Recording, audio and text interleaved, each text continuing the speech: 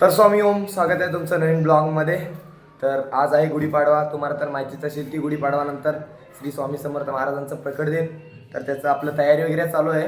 तर प्रकट दिनाचं पण खूप मोठे उत्सव वगैरे असते आणि त्याच्यानंतर पुण्यतिथी. तर त्याच्यासाठी प्रकट दिनासाठी आपण सगळं फुलं वगैरे मागवलेले आहेत पुण्यावरून, कारण सजावटीसाठी लागतात. तर हे बघा, हे सगळं फुलं वगैरे आणलेले आहेत. हे सगळं काढून ठेवतो आहे आता, कारण खराब होतात म्हणून. तर याचं झाल्यावरती आपल्याला फुलांचं सगळं माळ वगैरे तयार करायला जायचं आहे आपल्याला. ते पण करायचं आपल्याला. झेंडूचे फुलं वगैरे आले, ते डेकोरेशनसाठी सगळं माळ वगैरे करून घ्यायचं आहे, म्हणजे मोकळं फुलं आहेत त्याचे. तर ते करूया आणि पूर्ण आपण तयारी वगैरे कसं करतो ते दाखवतो तुम्हाला. तर आपलं फुलं ठेवायचं झालेलं आहे. तर आता हे बघा, हे आपल्याला हे करायचं सगळं विणायचं आपल्याला. पोरं सगळे येऊन बसलेत. प्रकट दिनचं तयारी आपलं मस्त तयारी करायचं आहे. इकडच्या साईडला पण हे भगवे झेंडे आहेत, झेंडू आहेत आणि हे आहेत पिवळ्या कलरचे. तर करूया आता एक.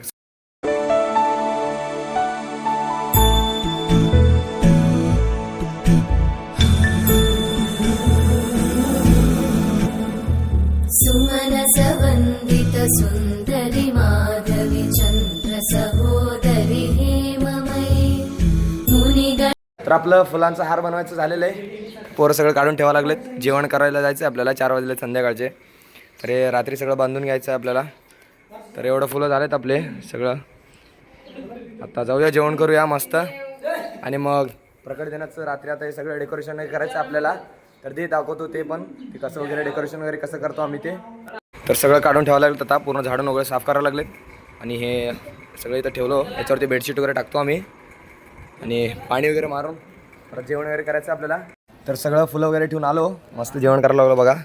दही आणि टमाट्याची भाजी आहे आणि शेंगा चटणी वगैरे आहे. सगळं पोरं बसलेत बघा. आता संध्याकाळी डेकोरेशन वगैरे करणार ते पोरं सगळं. आता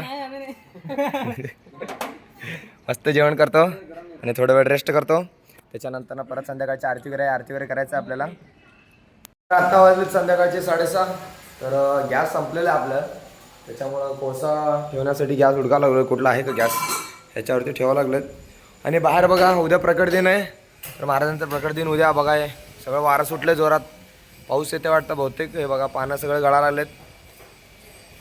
तर आपल्याला डेकोरेशन वगैरे करायचं आहे रात्री. तर पाऊस वगैरे आला तर खूप अवघड होईल आणि प्रकट दिन उद्या, गर्दी पण असते त्याच्यामुळं. तर आहे गॅस, एक गॅस आहे. तर कोळसा ठेवलं बघा मित्रांनी.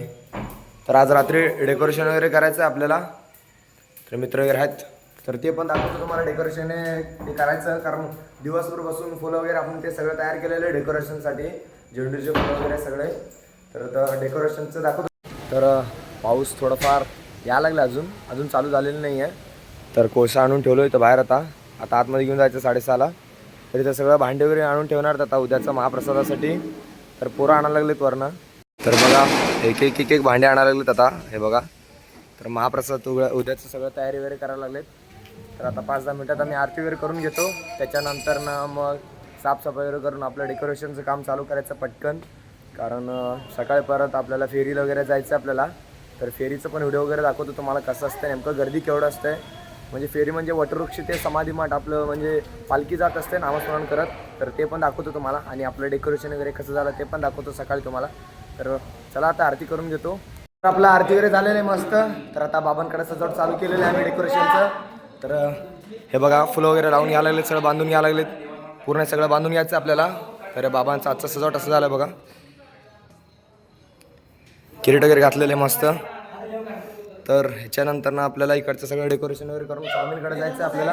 तिकडचं पण डेकोरेशन करूया. कलिकल्मषनाशिनि कामिनि वैदिकरूपिणि वेदमये क्षीरसमुद्भव मङ्गलरूपिणि मन्त्रनिवासिनि मन्त्रनुते मङ्गलदायिनि अम्बुजवासिनि देवगणाश्रितपादयुते जय जय हे मधुसूदनकामिनि धान्यलक्ष्मि जय पालय माम् जय वरवर्णिनि वैष्णवि भार्गवि मन्त्रस्वरूपिणि मन्त्रमये सुरगणपूजित शीघ्रफलप्रद ज्ञानविकासिनि शास्त्रनुते भवभयहारि. तर रात्रीचे वाजलेत 12. तर आपलं डेकोरेशन थोडंफार झालेलं आहे, ते दाखवतो तुम्हाला. अजून थोडंफार करायचं आपल्याला. तर सगळेजण जेवणारच आता. भूक लागलाय भरपूर. जेवण तर काहीच नाही आहे. बघा कसं धडपड करायला लागले, सगळे बसले तिथे. बघा हे बघा, भगवान घेऊन फिरायला लागले याने. तर आत्ता वाजलेले आहेत रात्रीचे 1. आपलं डेकोरेशनचं काम अजून चालू आहे. तर हे बघा टायमिंग दाखवतो तुम्हाला. हे बघा 1 वाजलेले आहेत, तर अजून काम चालू आहे यांचं.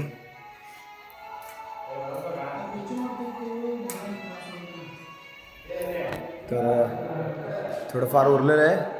याचं झाल्यावरती हे सगळं पूर्ण झाडून वगैरे काढतो आणि त्याच्यानंतर ना आपल्या सकाळचं अभिषेक वगैरे असतं आहे. त्या अभिषेकाला वगैरे तयारी वगैरे करायचं आपल्याला परत सकाळी. तर प्रकट दिनच्या दिवशी महाराजांना कसं सजवतं ते तर मी दाखवणारच आहे. पुढचा व्हिडिओ नक्की बघा. आणि प्रकट दिन ते पुण्यतिथी आपल्या मठात काय काय उत्सव वगैरे होतात ते पण दाखवतो तुम्हाला. ते पण बघा नक्की. म्हणजे सगळं अपडेट मी देत राहील.